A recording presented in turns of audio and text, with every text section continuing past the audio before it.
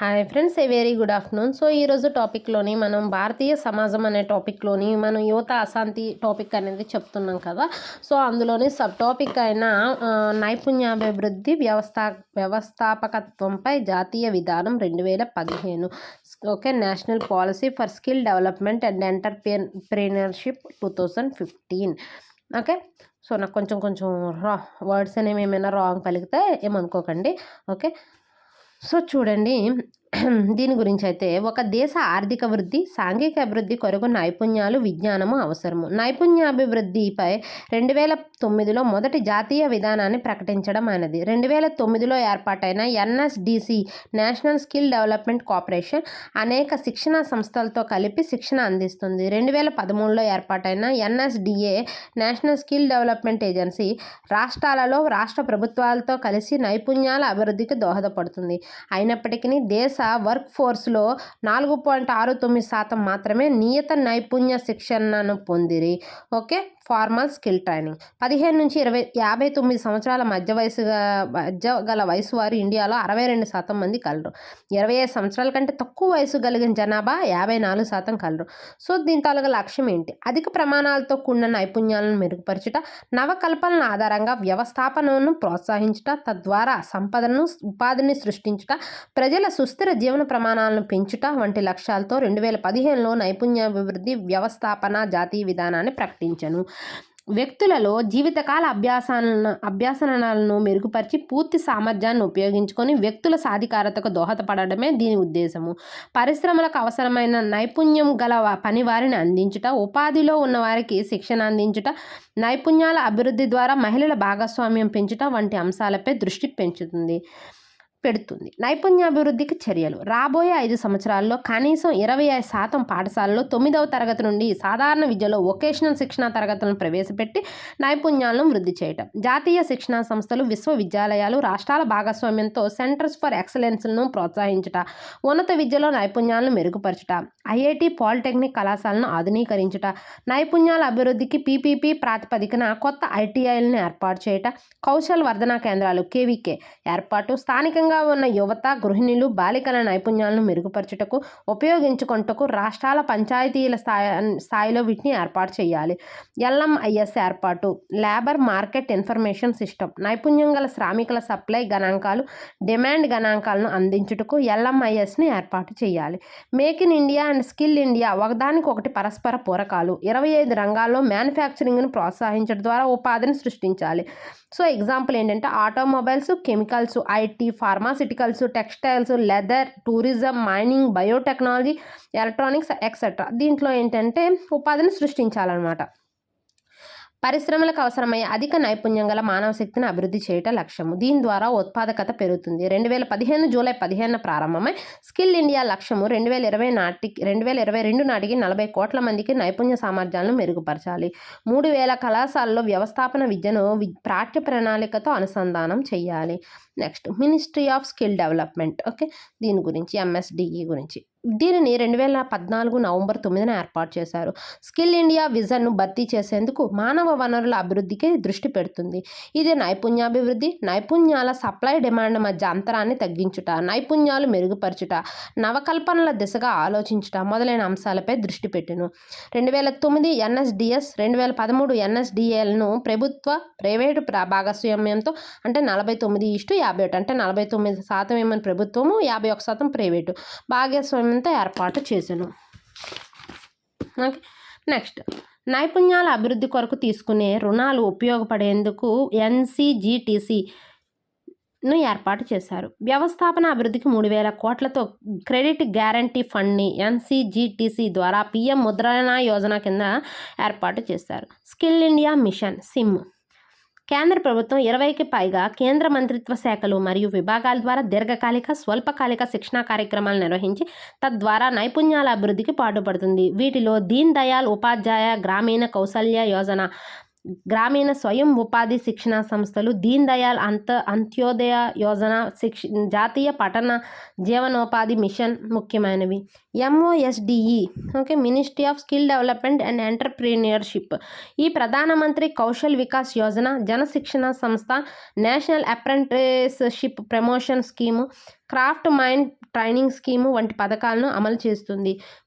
ప్రభుత్వ నైపుణ్య కార్యక్రమాల ఫలితాలు దేశమంతా ఏకరీతిన ఉండాలనే ఉద్దేశంతో మీడియా ద్వారా ప్రచారము, రాష్ట్ర ప్రభుత్వాల ద్వారా అవగాహన కార్యక్రమాలు చేపట్టడం జరుగుతుంది. నెక్స్ట్ స్కిల్ ఇండియా మిషన్ పురోగతి. జన్ శిక్షా సంస్థాన్ పథకం పాక్షికంగా చదువుకున్న వారు మరియు 15 నుంచి 45 సంవత్సరాల మధ్య వయసు కలిగిన 12వ తరగతి లోపు పాఠశాల మానేసిన వారికి నైపుణ్య శిక్షణ కోసం ఈ కార్యక్రమం ద్వారా సంవత్సరానికి సరిపడా మొత్తానికి ఒకేసారి విడుదల చేస్తారు. వీరిలో మహిళలు, ఎస్సీ, ఎస్టీ, బీసీ వంటి వెనుకబడిన తరగతులకు అధిక ప్రాధాన్యత ఉంటుంది. National apprentice promotion scheme. ఈ స్కీమ్లో భాగంగా అప్రెంటిస్ యాక్ట్ 1961 ప్రకారం శిక్షణా తరగతులు చేపట్టే పారిశ్రామిక సంస్థలకు ఆర్థిక సహాయం అందిస్తుంది. Craft mind training scheme. ఈ స్కీమ్ ద్వారా దేశవ్యాప్తంగా 15,154 పారిశ్రామిక శిక్షణా సంస్థల ఐటీఐల ద్వారా 149 రకాల వ్యాపారాలకు సంబంధించి 14 సంవత్సరాల కంటే ఎక్కువ వయసు గల యువతకు దీర్ఘకాలిక శిక్షణ లభిస్తుంది. Crafts instructor training scheme. నైపుణ్యాలను అభివృద్ధి పరచుకోవడము మరియు శిక్షణా విధానాలకు సంబంధించిన మెలకువలు నేర్పించడం ద్వారా నైపుణ్యం గల మానవ వనరులను పరిశ్రమలకు అందించడంలో కీలక పాత్ర పోషిస్తుంది. ప్రపంచ పటంలో భారతదేశాన్ని నైపుణ్య రాజధానిగా తీర్చిదిద్దడము.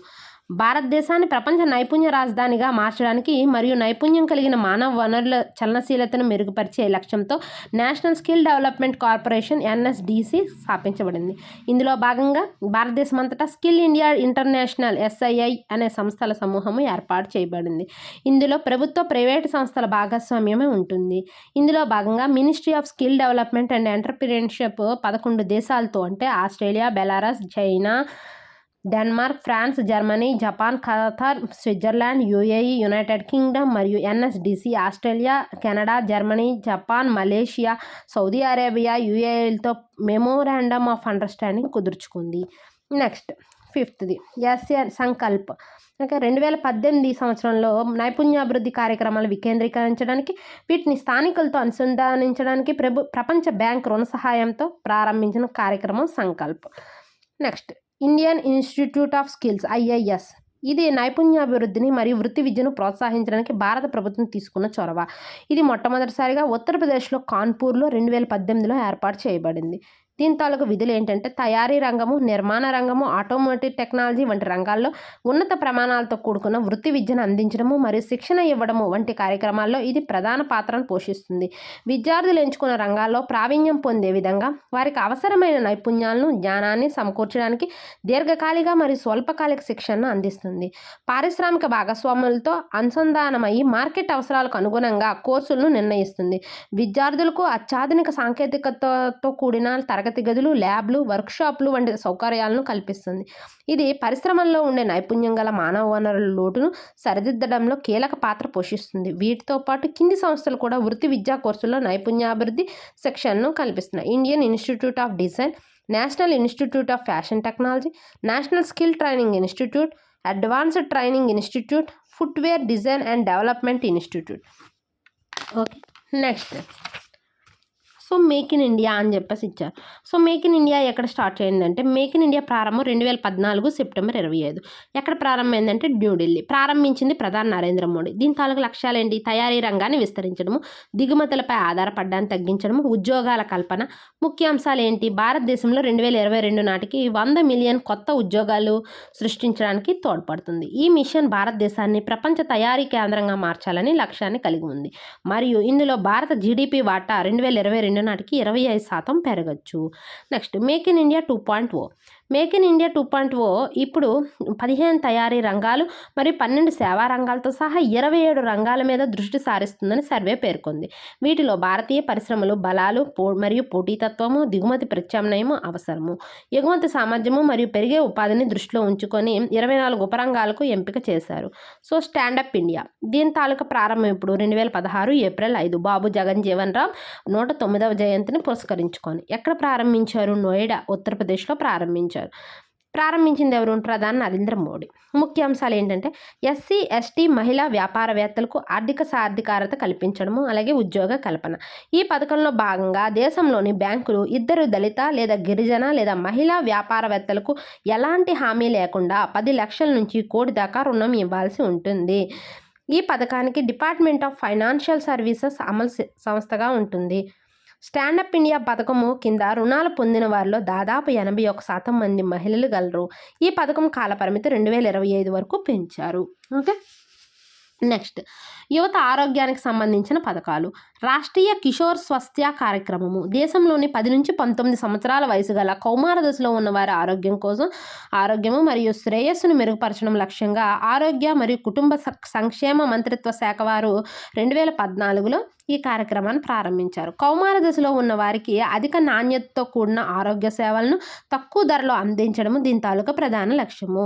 పోషకాహారము, శారీరక శ్రమ మరియు మాదక ద్రవ్యం వినియోగం నివారణ వంటి ఆరోగ్యకరమైన జీవనశైలి మరియు ప్రవర్తనల గురించి కౌమార దశలో ఉన్న వారికి అవగాహన కల్పించడంపై ఈ కార్యక్రమం దృష్టి సారిస్తుంది. సో కార్యక్రమం ప్రధానంగా 4 అంశాల మీద దృష్టి సారిస్తుందట. దేని మీద?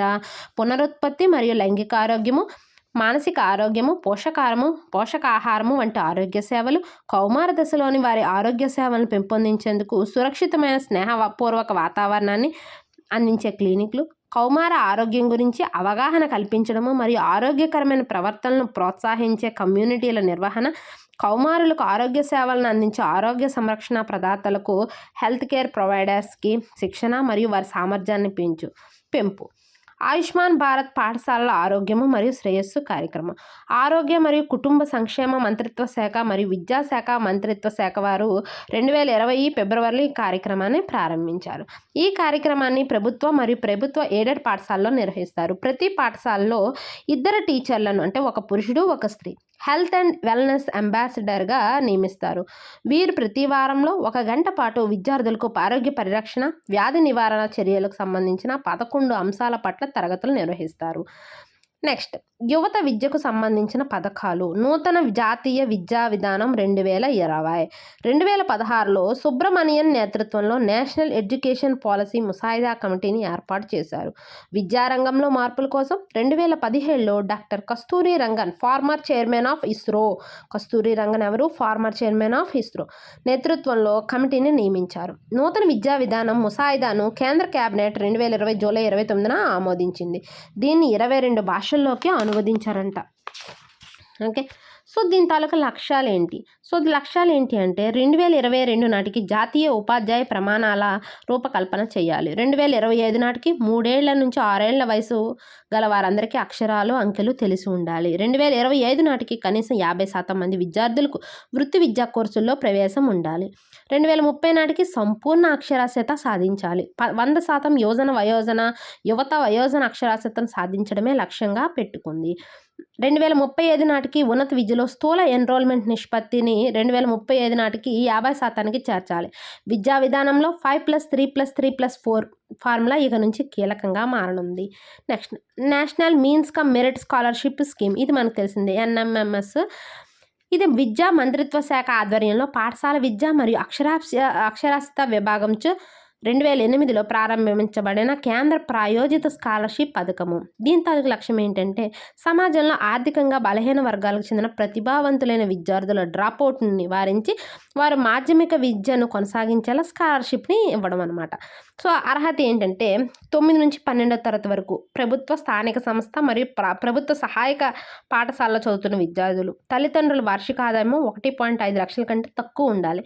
రాష్ట్ర ప్రభుత్వం నిర్వహించిన పరీక్షలో ఉత్తీర్ణత సాధించాలి. విద్యార్థులకు అందించే ఆర్థిక సహాయాన్ని 2017 ఏప్రిల్ 1న 6,000 నుంచి 12,000కు పెంచారనమాట. Next central sector scheme of scholarship for college and university students. సమాజంలో ఆర్థికంగా వెనుకబడిన వర్గాల్లో ప్రతిభావంతులైన కళాశాలలు మరియు యూనివర్సిటీలో చదివే విద్యార్థులకు ఆర్థిక సహాయం చేయడానికి విద్యా మంత్రిత్వ శాఖలోని ఉన్నత విద్యాశాఖ విభాగం వారు ఈ పథకాన్ని అమలు చేస్తున్నారు. సో దీనికి అర్హత ఏంటంటే క్లాసు 12th అంటే ఇంటర్లోని 80% ఉండాలి. కుటుంబ సంవత్సరిక ఆదాయం 8 లక్షల కంటే తక్కువ ఉండాలి. వయసు 18 నుంచి 25 మధ్యలో ఉండాలి.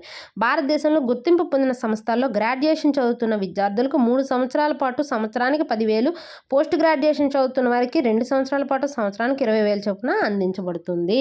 సో ఇది మనకి కాన్సెప్ట్ యువత అశాంతి, దానికి సంబంధించిన ఏ పథకాలు స్టార్ట్ చేశారు, సో వాటి నివారణ ఎలాగా, దానికి ఆందోళన వల్ల ఏంటి, ఇవన్నీ కూడా మనం చెప్పామన్నమాట. ఇక్కడతో ఈ టాపిక్ అనేది కంప్లీట్ అయింది. సో దీని మీద వచ్చిన బిట్స్ అనేవి నేను మీకు షార్ట్స్లో ప్రొవైడ్ చేస్తాను, ఒకసారి చూడండి. ఇంకా ఎవరైనా మన ఛానల్ సబ్స్క్రైబ్ చేసుకోకపోతే సబ్స్క్రైబ్ చేసుకోండి అండ్ అలాగే వీడియోని లైక్ చేయండి. Thank you.